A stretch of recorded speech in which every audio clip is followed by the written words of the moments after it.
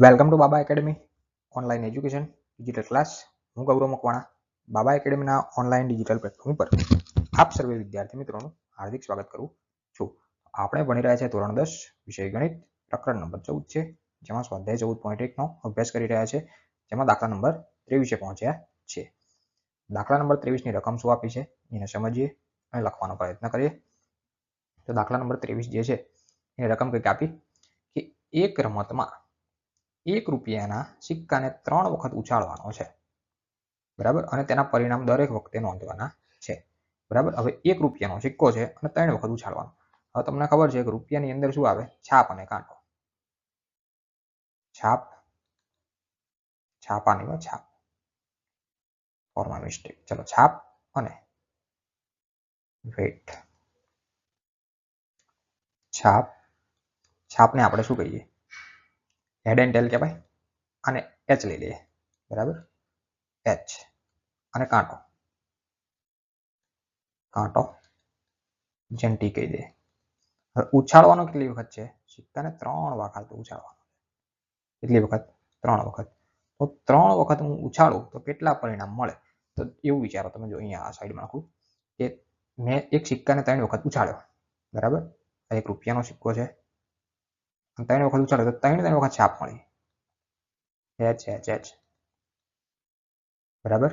3 વખત શું મળી? છાપ મળી. હવે બીજી વખત ઉછાળ્યો તો એવું શક્ય પરિણામ મળ્યું કે 3 વખત કાંટો મળ્યો. આવું થઈ શકે? હા, થઈ શકે. આવા કેટલા પરિણામ બની શકે? તો વિચારીએ. ચલો, 3 વખત છાપ મળી અને એક બાજુ 3 વખત કાંટો મળ્યો. હવે કદાચ 2 વખત છાપ મળી અને 1 વખત કાંટો મળ્યો, બરાબર. આ શક્યતાઓ જોઈએ છે. કેટલી શક્યતાઓ ઉદ્ભવી શકે? બીજામાં જોઈએ કે 2 વખત કાંટા મળે, 1 વખત છાપ મળે, આવું થઈ શકે. હવે કદાચ એવું જોઈએ 1 વખત છાપ, 2 વખત કાંટા થઈ શકે, અને 1 વખત કાંટો, 2 વખત છાપ બની શકે. આવું થઈ શકે કે ના થઈ શકે? થઈ શકે, 100% થઈ શકે. પછી એવું બની શકે કે 1 છાપ, 1 કાંટો, 1 છાપ બની શકે, અથવા તો 1 કાંટો, 1 છાપ, 1 કાંટો બની શકે. હવે વિચારો, હવે કશું નહીં બને. તો ટોટલ 8 પરિણામો બન્યા, બરાબર. કાં તો બંને વખત છાપ, 3 વખત છાપ મળી જાય, કાં તો 3 વખત કાંટા મળી જાય. 2 વખત છાપ, 1 વખત કાંટો, 2 વખત કાંટા, 1 વખત છાપ, 1 વખત કાંટો, 2 વખત છાપ, 1 વખત છાપ, 2 વખત કાંટા, બરાબર. 1 છાપ, 1 કાંટો, 1 છાપ, 1 કાંટો, 1 છાપ, 1 કાંટો, બરાબર. હવે આનાથી બીજું કશું બને નહીં. વિચારી લેજો, બરાબર. બનતું હોય તો બનાવજો, બરાબર. પણ મારી દ્રષ્ટિએ કંઈ બનતું નથી. એટલે કુલ શક્ય પરિણામો બન્યા કેટલા? 3 વખત હું સિક્કાને ઉછાળું, રૂપિયાનો, 2 રૂપિયાનો, 5 રૂપિયાનો જે સિક્કો છે, બરાબર. અહીંયા રૂપિયાનો આવે પણ કોઈ પણ સિક્કાને હું 3 વખત ઉછાળું તો 8 પરિણામો મને મળે છે. કેટલા પરિણામ? 8 પરિણામ. ગણી લો, આ 1 2 3 4 અને નીચેના 4, બરાબર. તો કુલ કેટલા પરિણામ મને મળે છે? 8 શક્ય પરિણામો મને દેખાય છે. આઈ હોપ કે તમને ખબર પડી હશે. જોઈએ, 1 રૂપિયાના સિક્કાને 3 વખત ઉછાળવામાં આવે તો મળતા શક્ય પરિણામ આ તમે જોઈ લીધું, બરાબર. કુલ કેટલા શક્ય પરિણામ થયા? 8 પરિણામ થયા. કેટલા પરિણામ થયા? 8 પરિણામ. બોલો, આ ખબર પડી કે ના પડી? બરાબર. ચલો, હવે જોઈએ આગળ. હવે કહેવા શું માંગે છે? રકમ વાંચવાની કે જો તમામ વખત ઉછાળતા સરખું પરિણામ મળે. સરખું એટલે સરખું પરિણામ બેમાં જ મળે. જો એચ એચ એચ અને ટી ટી ટી બેમાં જ મળે, બાકી ક્યાંય મળતું નથી. સરખું ક્યાંય મળે 3 વખત, આમાં ક્યાંય 3 વખત ના મળે, આમાં ના મળે. 3 વખત, તમામ વખત એટલે 3 વખત, ક્યાંય બીજે મળતું નથી, પહેલા 2 સિવાય. H H H T T T આટલામાં જ મળે. સરખું પરિણામ મળે તો શું કરવાનું? એટલે કે 3 છાપ અથવા તો 3 કાંટા, બરાબર. આ 3 છાપ અથવા તો 3 કાંટા. તો હનીફ જે છે એ રમત જીતી જાય, અન્યથા હારી જાય. તો હનીફ રમત હારે તે ઘટનાની સંભાવનાની ગણતરી કરો, બરાબર. મને એવું કહેવા માંગે છે કે હનીફ જે છે એ રમત હારી જાય છે. જીતે ક્યારે? 3 વખત છાપ મળી જાય અથવા તો 3 વખત કાંટા મળી જાય તો જીતે, બરાબર. એટલે જીતવાની શક્યતા કેટલી થઈ? આની અંદર 2 જ થઈ. 3 વખત છાપ આ મળે છે, 3 વખત કાંટા આ મળે છે પીટીટીમાં, બરાબર. તો રમત શું થાય? જીતી જાય. અન્યથા શું થાય? હારી જાય. તો હાર તો પૂછ્યું છું તમને, રમત હારે એની સંભાવના શોધો. તો હારવાની પોસિબિલિટી આ રહી 3 ને 3 6. તો અહીંયા તમને સીધો જવાબ ખબર પડે કે 6 ના છેદમાં કુલ 8 કરવું એ જવાબની સંભાવના થઈ. બરાબર, પણ આપણે ગણતરી 1 બાય 1 વ્યવસ્થિત કરવી પડે. તો હવે જોઈએ આગળ. આ પેલે તો શક્ય પરિણામ છે તમારા. બરાબર, 8 એ 8 એ મેં લખી નાખ્યા સાઈડમાં. હવે એવું કહે છે ઘટના 1 હનીફ રમત હારે તે ઘટનાની સંભાવના. બરાબર, હનીફ રમત હારે અને કુલ પરિણામ. હવે હારે ક્યારે, એવું જીતે ક્યારે એવું કીધું છે. જીતે તો આ આગળ મેં તમને સમજાવ્યું કે બંને કાંટા 3 વખત કાંટો કે 3 વખત છાપ મળે તો જ જીતે, બાકી જીતતો નથી. તો હારવાની, આપણે તો હારવાની શોધવાનું છે, જીતવાથી કોઈ મતલબ નથી. તો હારે ક્યારે, તો એ બે સિવાય બધા પરિણામ જે છે એની અંદર હારી જાય. બરાબર, 2 વખત છાપ, 2 વખત કાંટા, 1 વખત છાપ, 1 વખત કાંટો, જે હોય એ બધામાં હારી જાય. બરાબર, તો આપણે હારવાની શોધવાની છે. તો હારવાની શક્યતા કેટલી થાય, આ 3 ને 3 6 શક્યતાઓ થાય. બરાબર, તો શું થશે, P ઓફ A બરાબર 6/8. કુલ પરિણામ તો બધાથી 8 છે. 6/8. આના અડધા થાય 3, આના અડધા થાય 4. 3/4 લખી શકાય. પાછળ જે પ્રમાણે જવાબ આપ્યો એ પ્રમાણે તમે જોઈ શકો છો. P ઓફ A બરાબર 6/8 અને એના અડધા 3/4. તો આ તમારો ફાઇનલ આન્સર રહેશે. બોલો, ખ્યાલ આવ્યો? ડન. બરાબર, તો આ દાખલો પૂરો. આની પછીનો દાખલો જોઈ લે. એકદમ નાનો હતો, 2-3 દાખલા સાથે પતી જશે. આની પછીનો દાખલો જોઈએ. આગળનો દાખલો આવ્યો છે, પાસાને 2 વખત ઉછાળવામાં આવે છે. હવે આગળ આપણે આ શક્યતાઓ જોઈ લીધી બધી. પાસાને 2 વખત ઉછાળો, 3 વખત ઉછાળો, 2 વખત ઉછાળો તો 1 1 1 2 1 3 1 4, આમ ટોટલ 36 પરિણામ બનતા હતા. એ આપણે આગળના એક દાખલામાં જોઈ લીધું. પેલું ઉદાહરણ 11 કે 13 કંઈક આપ્યું હતું એની એ વાળું જોઈ લીધું. બરાબર, હવે એવું કહે છે 1 નંબર, પહેલા તો 1 નંબર પછી જોઈએ. બરાબર, 1 નંબરમાં કીધું છું કે ઉપરના પૃષ્ઠ ઉપર 5 અંક મળે. મળે નહીં, મળે નહીં, મળે પૂછ્યું નથી, મળે નહીં એવું પૂછ્યું છે. એની સંભાવના શોધો. અને ઓછામાં ઓછી એક વાર ઉપરના પૃષ્ઠ પર 5 અંક મળે. એક વાર તો મળવો જ જોઈએ. 1 થી વધી જાય તો વાંધો નથી, પણ 1 થી ઓછો થવો જોઈએ નહીં, આવું કહેવા માંગે છે. બરાબર, ઓછામાં ઓછું એક વાર તો મળવો જોઈએ. 1 થી વધે તો વાંધો નથી. અહીંયા કહે છે એક પાસાને સૂચન આપ્યું છે 2 વાર ઉછાળો તો 2 પાસાને એક સાથે ઉછાળવામાં એ બંનેને એક જ પ્રયોગમાં ગણવામાં આવે છે. બરાબર, એક પ્રયોગમાં મતલબ કે આ બધા પરિણામ એકમાં જ લખવાના. 1 1 1 2 1 3 1 4 એ રીતે. બરાબર, હવે આગળ જે દાખલામાં સમજાવ્યું હતું એ પ્રમાણે સમજાવ્યું. પહેલી વાત તો 36 પરિણામ થાય, એ તો તમને ખ્યાલ આવ્યો હશે. કેટલા પરિણામ થાય ટોટલ? 36. પાસા પર મળતા કુલ શક્ય પરિણામ કેટલા? 36. કેવી રીતે જોઈ લઈએ. બરાબર, 1 1 એક વખત ઉછાળો તો 1 મળે, બીજી વખતમાં 1 મળે, પહેલી વખતમાં 1, બીજી વખતમાં 2, 1 3 1 4, એમ 6 સુધી પરિણામ મળે. એટલે કોઈ પરિણામ બાકી ના રહી જાય. આમાં કુલ પરિણામ કેટલા થાય? 36. તો તમારે ગણવું હોય તો ગણી શકો છો. 1 2 3 4 5 અને 6. આડા છો ને ઊભા છો. બરાબર, 6 ને 6 36 ટોટલ. ખ્યાલ આવી ગયો હશે. હવે તમને શું કહેવા માંગે છે અહીંયા કે એ ઉપરના પૃષ્ઠ પર 5 મળે નહીં, 5 મળે નહીં. એટલે જ્યાં 5 ના દેખાય ને એટલા જ ગણવાના. બરાબર, આમાં ક્યાંય 5 છે નથી, આમાં નથી, આમાં નથી, આમાં નથી, આમાં છે તો આ ગણવાનું નહીં. આને મારો કેન્સલ. તો 5 વાળી લાઈન જે દેખાય ને બધી કેન્સલ કરી દો. આ કેન્સલ, આ કેન્સલ, 5 જે દેખાતા બધા કેન્સલ, આમાંય કેન્સલ. બરાબર, અને આખી 5 વાળી આખી ઊભી લાઈન કેન્સલ. દેખાય? આ કેન્સલ, આ કેન્સલ, આ કેન્સલ, આ કેન્સલ, આ તો ઓલરેડી થઈ ગયો. આ કેન્સલ, જેમાં 5 દેખાય બધા કેન્સલ. બરાબર, 5 મળે નહીં. બરાબર, તો આ જે કેન્સલ થઈ ગયા એને બાદ કરી નાખો 36 માં. બરાબર, તો કેટલા કેન્સલ થયા? 1 આડા 6 ઊભા 5, કેમ કે આ એક વખત ગણતરી થઈ જાય. 6 ને 5 11, 11 નીકળી ગયા આમાંથી. 36 માં 11 નીકળી જાય. 5 અને 2 25, 25 વધ્યા. કેટલા વધ્યા? 25 વધ્યા. ખબર પડી કે ના પડી? બરાબર, કુલ પરિણામો કેટલા? 25 અને છેદમાં 36. આ ડાયરેક્ટ મેં તમને જવાબ સમજાવ્યો, લખવાનું બાકી આપણું બધું. બરાબર, એક પણ વખત ઉપરના પૃષ્ઠ પર 5 મળે નહીં. બરાબર, તો જે 5 મળે છે એને કાઢી નાખો. 5 મળે છે એને શું કરવાના? કાઢી નાખવાના. બરાબર, તો જે વધે એમાં 5 મળતા નથી. આ તમને ખબર પડી હશે. હવે લખીએ આગળ. શું કીધું?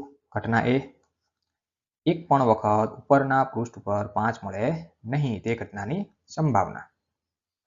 એમાં શું લખીએ? P ઓફ A ઉપરના પૃષ્ઠ પર 5 મળે નહીં. આ કુલ પરિણામો. બરાબર, 5 ના મળે. કેમાં ના મળે? તો આ રેડ કર્યા બધામાં મળતા નથી. આ રેડ કર્યું છે એમાં ક્યાંય 5 તમને જોવા મળતા નથી.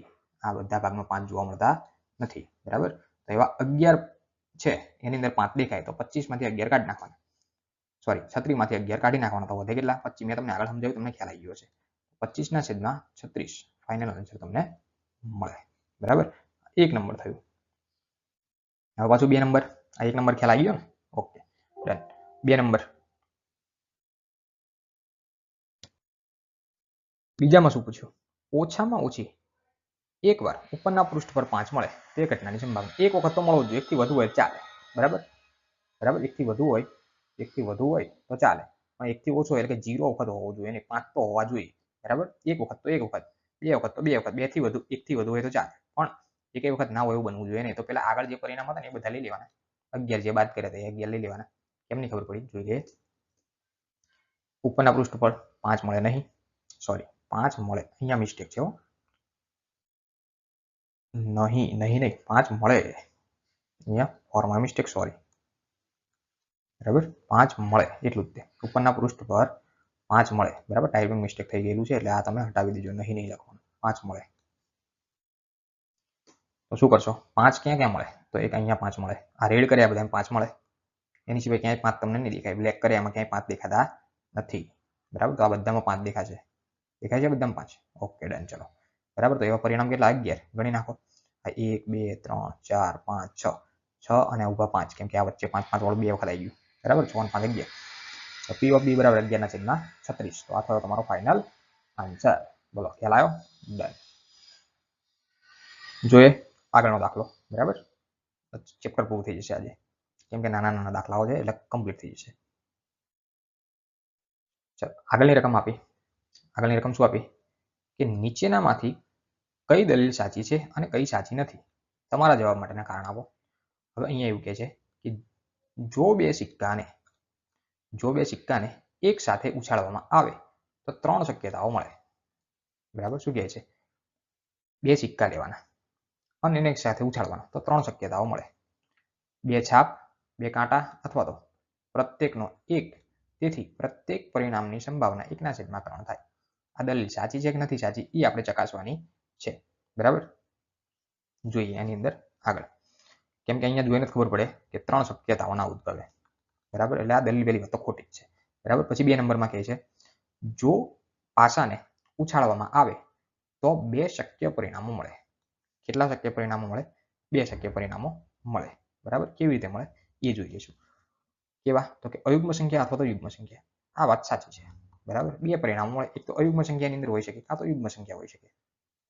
તેથી અયુગ્મ સંખ્યા મળવાની સંભાવના 1/2 થાય. પાછી એ વાત પણ સાચી છે. એ ગણતરી કરશું એટલે તમને ખ્યાલ આવશે. બરાબર, તો પહેલી વાત તો આ પરિણામ ખોટું થાય અને આ પરિણામ સાચું થાય. બરાબર, આટલી ખબર પડી. ચલો હવે આની ગણતરી જોઈએ એટલે તમને વધારે ખ્યાલ આવે.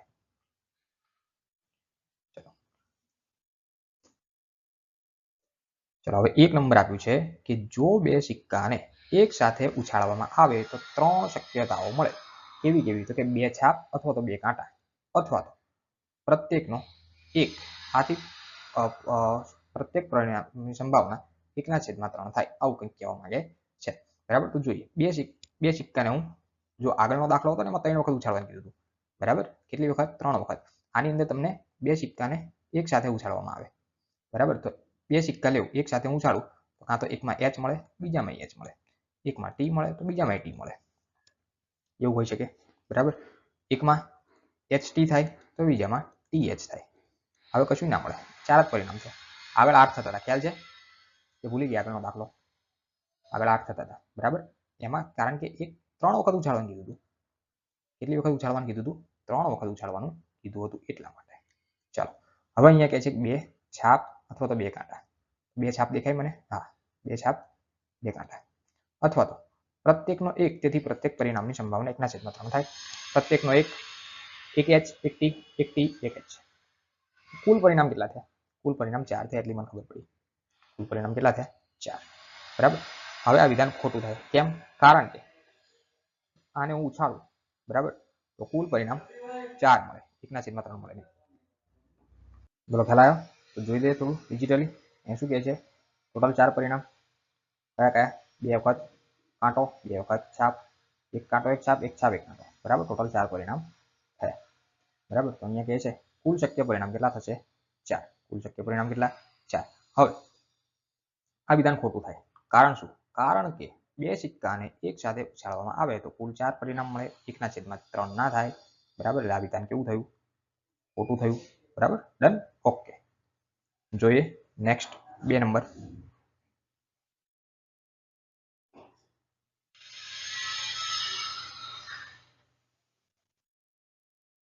ચલો 2 નંબરમાં શું આપ્યું? જો પાસાને ઉછાળવામાં આવે તો શક્ય પરિણામ, તો 2 શક્ય પરિણામ મળે. કેવા?